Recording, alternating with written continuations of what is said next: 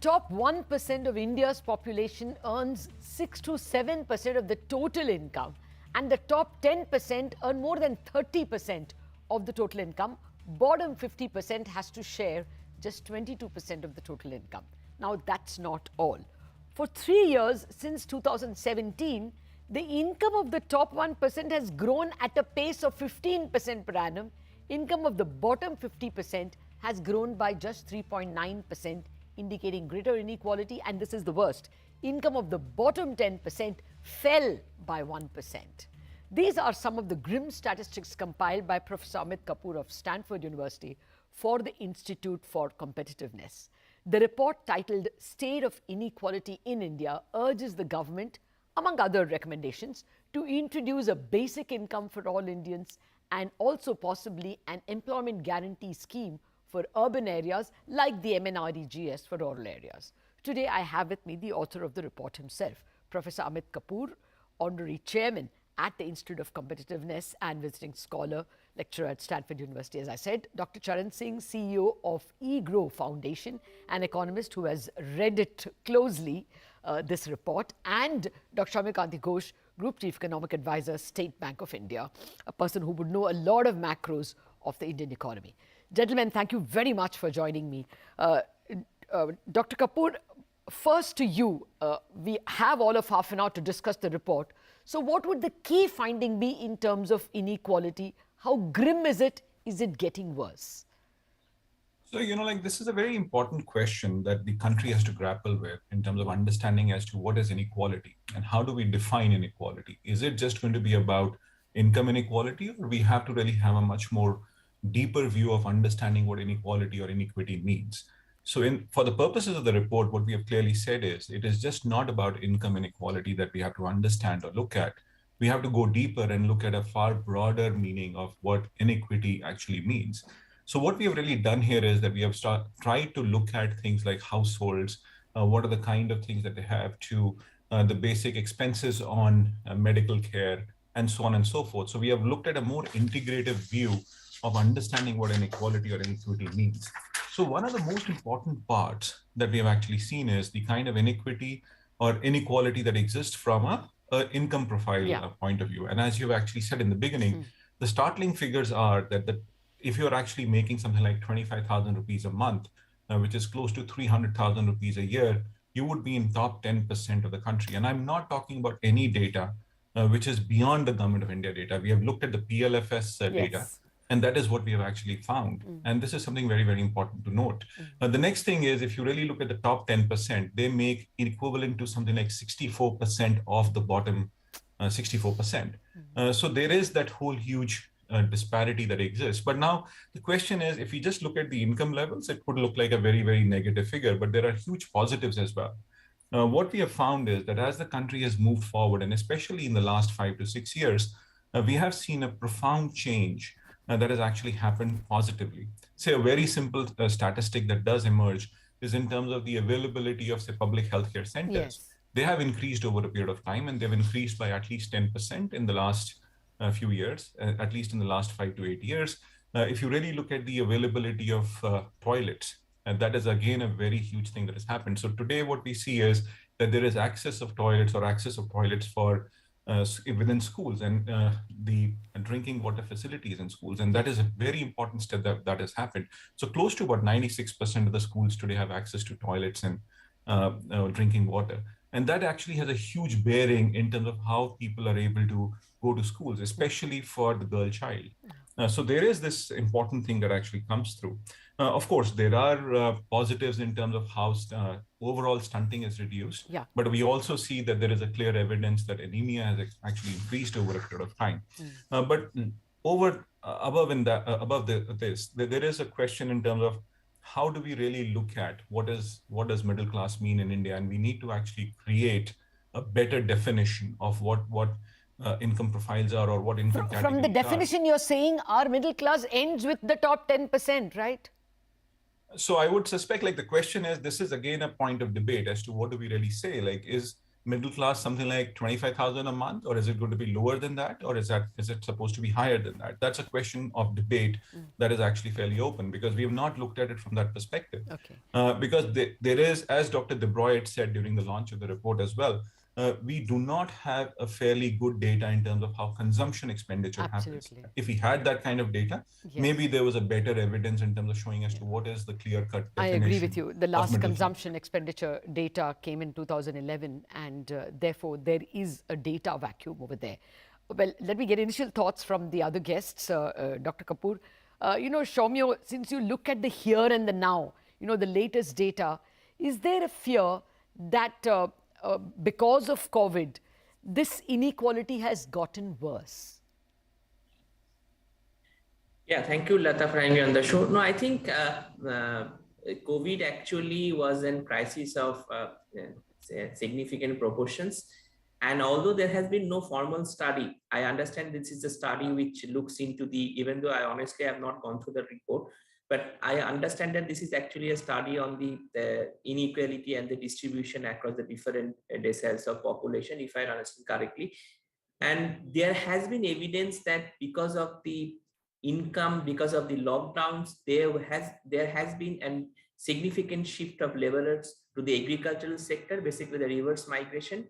And given the fact that there was an increase in demand in the Narega during the crisis, that actually speaks of the possible income loss and hence accentuated of the income inequality during the period. But having said, so there is, there is no formal study on this, but it is clear that there is evidence of income destruction, and given the fact that there was a huge demand and supply destruction. But given all this background, I think the point on the table is that how do you support such inequality in a diverse country like India? So I think that's a challenge which we need to look into in a holistic approach. There has been, if we have time, we can discuss that. I think this Urban Narega is a very good idea, but I am not sure about the logistical challenges of implementing it in a country as vast as India, where there is in fact data on the labor is actually a little bit on the minimal side. That is the problem. If I take all this back, I take your point. You put the key question on the table. So let me come to that, although that is at the last chapter with recommendations. It becomes important. Dr. Charan Singh, rural MNREGS was possible to some extent because it was located at the block level or at the panchayat level, where there is a bit of an administration and where there is a bit of a revolving population. In urban areas, there could be other problems as people, there's constant migrations. Do you think an urban urban guarantee scheme is the way forward? Thank you very much for getting me in the discussion. If you don't mind, can I simply make one general observation and then take your question directly? Sure. Yeah, I'll be brief. I know you're running out of time. Now, the issue is, in a country like ours, as just been mentioned, very diverse country, various different states, all of them in different categories of per capita income, and all of them different geographical situations. So the inequality in the society in our country has been prevalent for a very long time, even thousands of years. Yes. That is, which you all understand, the stratification of the society, as well as the country is the size of a continent. Yes. So therefore, the differences within states is also massive, and that brings in different factors of production. Sure. And some industry dominates in some MSMEs, in some agriculture, and therefore the inequality in the country has to be accepted. And I'm very happy to say that to that extent, that acceptance is there. Now, because it's so diverse, there's a need for a multidimensional analysis, and that's exactly what this report has done. Has looked at various different aspects: education, assets, health, and of course per capita income. Now, the question which you directly asked, I've been thinking about this. I'm myself not a great fan of the idea of urban Manrega, but the logistics and application of it to me is reasonably simple. And here is one example. During my surveys with the MSMEs, most of the MSMEs would tell me, because this rural Manrega, people go away in the month of just before Diwali, and they come back after Holi. So because Manrega is there, they are well employed within their native places, and they don't feel the need to come here. And we as MSMEs have to carry double the labor force on our payrolls, because when these guys will go and when will they come back becomes a real challenge. And I like their idea, and I think this needs to be dwelt upon. They said you can start Manrega and ask us to dispense it. So we will run the Manrega for government. The labor doesn't have multifold income sources, that they come and work with us for some months, then they go and avail Manrega and we suffer, and then they come back and we don't want to lose them, so we employ them.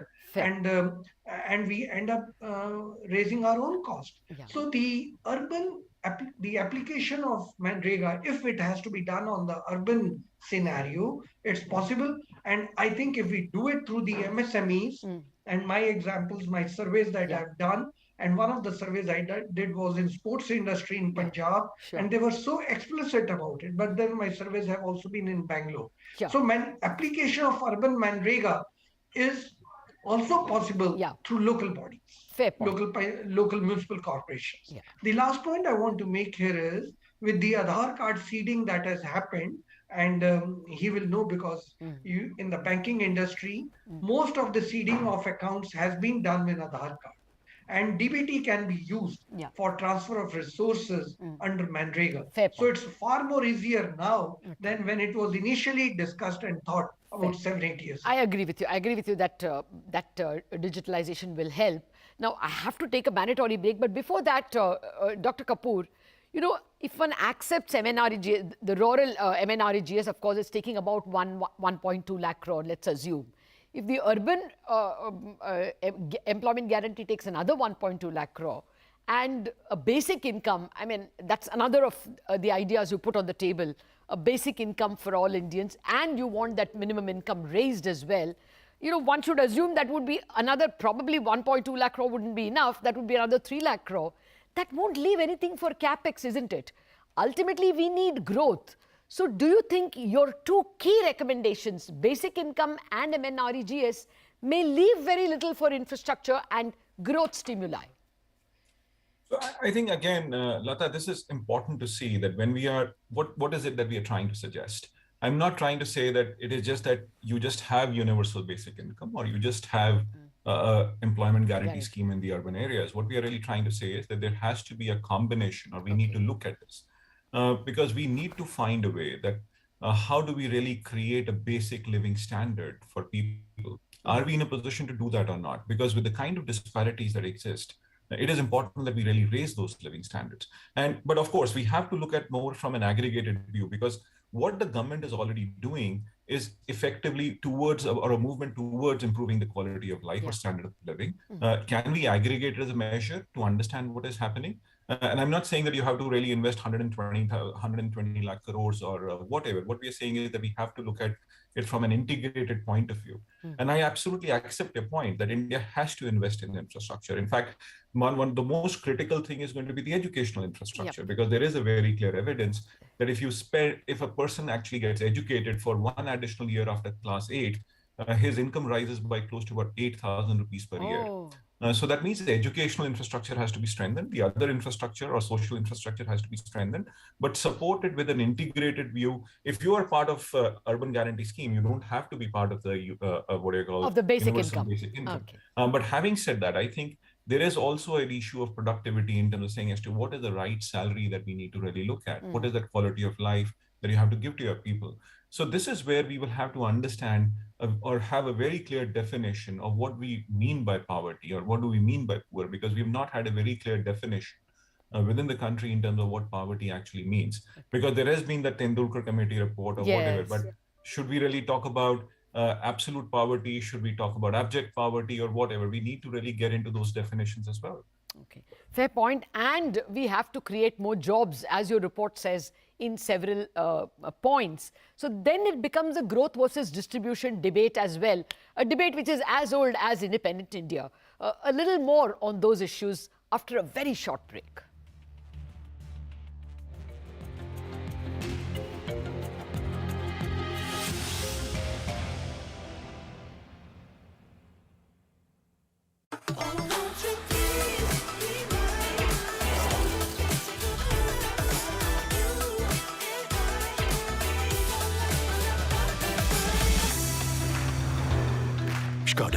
simply clever.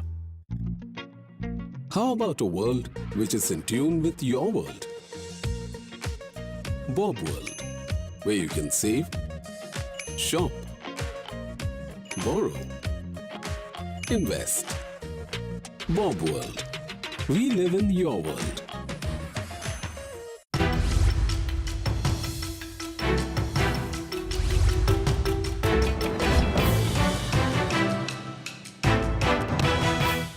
Presented by Bob World from Bank of Baroda. We live in your world. State partner, Government of Telangana. In association with Innovity, purchase partner to every Indian. Dell, your business journey never stops, neither do we. Globe Capital, money must grow. And General Air Conditioners, the extreme machine.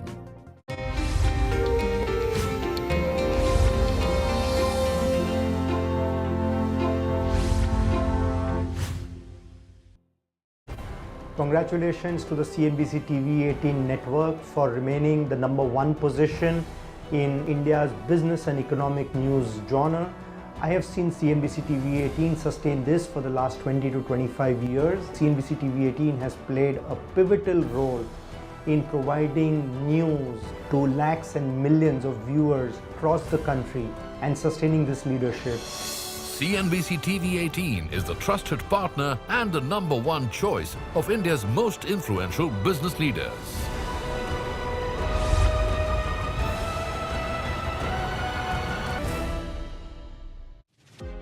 The world is watching over Telangana as it is becoming the IT hub of India. Telangana IT and Industry Minister K.T. Ramarao led the Telangana delegation at the World Economic Forum Davos in 2020, where he showcased the scope of business opportunities in Telangana and clinched an investment deal of more than 500 crores. Recognizing the revolutionary IT and industrial growth of the state, the KCR government is again invited to the World Economic Forum Davos 2022.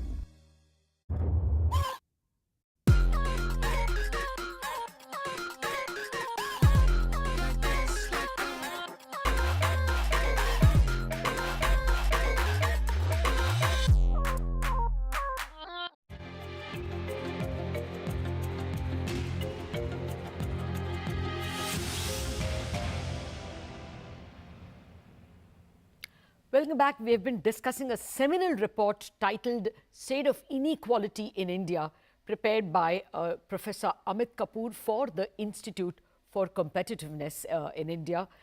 Professor Kapoor teaches at Stanford. Joining me to discuss that were Dr. Charan Singh and Shaumya Kanti Ghosh. Gentlemen, thank you very much for your patience.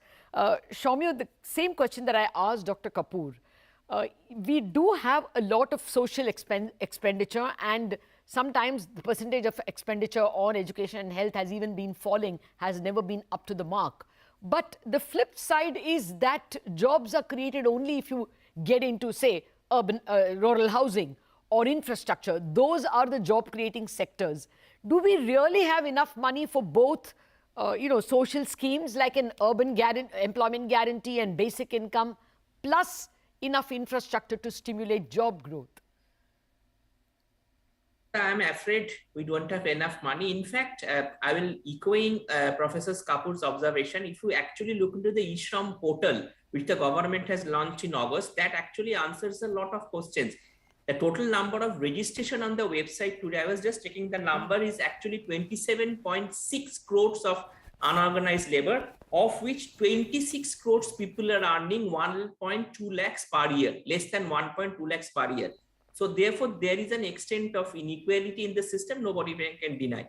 But having said that, the problem is basically we are not able to generate enough jobs.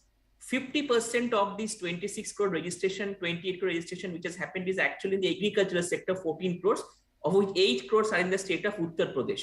So these numbers are startling facts. And also the problem is that in our country, I think this is a very politically sensitive issue also, but I just want to touch on it. As you know that there has been also a lot of debate on the freebies and entitlements. Yeah. I think what comes at an entitlement, a job guarantee scheme is obviously an entitlement which the government needs to run for the underprivileged section. However, given in the context of its budget. But there is also the issue that some of these programs which one can want to run actually turns into freebies and creates fiscal nightmares for the governments at a future point of time, which is very difficult to manage.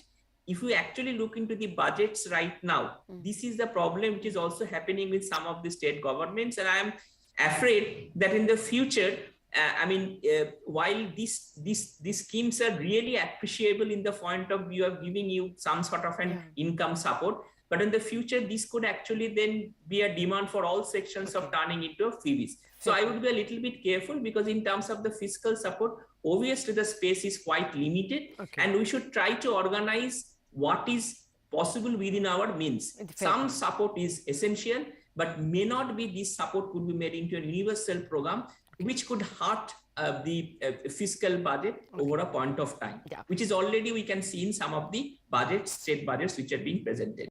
Dr. Kapoor, very quickly, some more points. Do you think we are in a positive scenario in terms of the fertility rate now getting to 2? If each Indian is only going to be replaced by one other Indian, going by the population growth, is that a positive we have to factor in? Because if you have perhaps one teacher for 100 children, then in 2 years it is going to be one teacher for 99. In 3 years, 98, 95.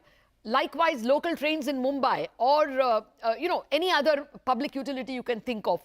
So is the task going to get better simply because of the fertility rate?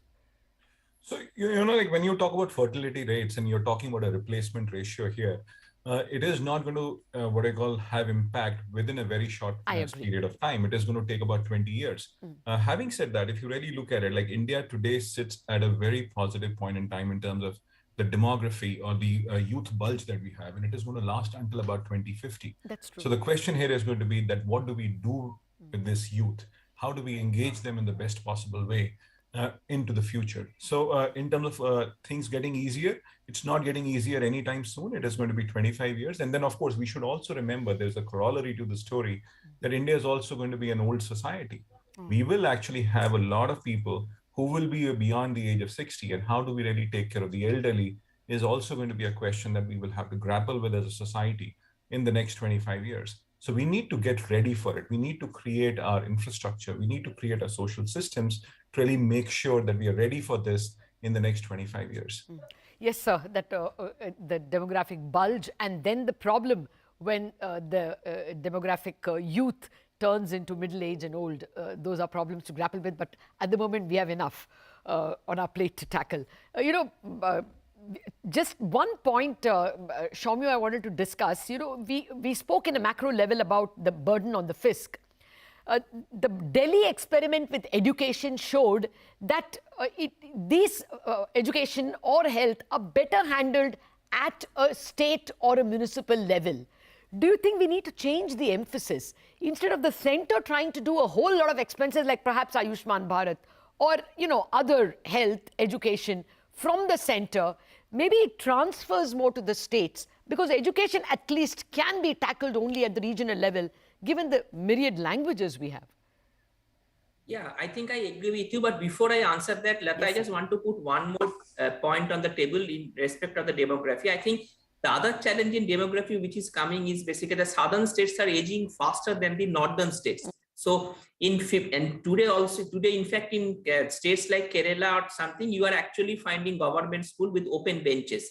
So if that is the criteria in the future, we may actually find the uneven challenge in terms of demographic distribution across Indian states. Oh, yeah. But let it leave it at a future date. Regarding your specific question on this being left to the states, yes, I think that's a good idea, because I think India being in configuration, I think around 36, 37 states right now, is difficult to manage sometimes the things at the central level. So some of the initiatives and some of the states are already running some health expenditure programs. But the point is the feasibility and the cost associated with it, particularly given the fact that states right now have no significant power of taxation apart from specific areas. But these experiments of localized experiments of education, health is important, but at the same time, I think we have been talking about these urban local bodies now, I think for generation. It is also important that some reforms take place at those levels so that it is so that this could be instruments of growth at a future point of time. Fair point. Gentlemen, I'm out of time. I've tried to stretch as much as I could. This report is excellent, and each of its verticals need to be discussed separately, especially ideas like an urban employment guarantee scheme and a basic income. We will do that in the days to come. Thank you very much for joining me with your thoughts on this report on the state of inequality in India.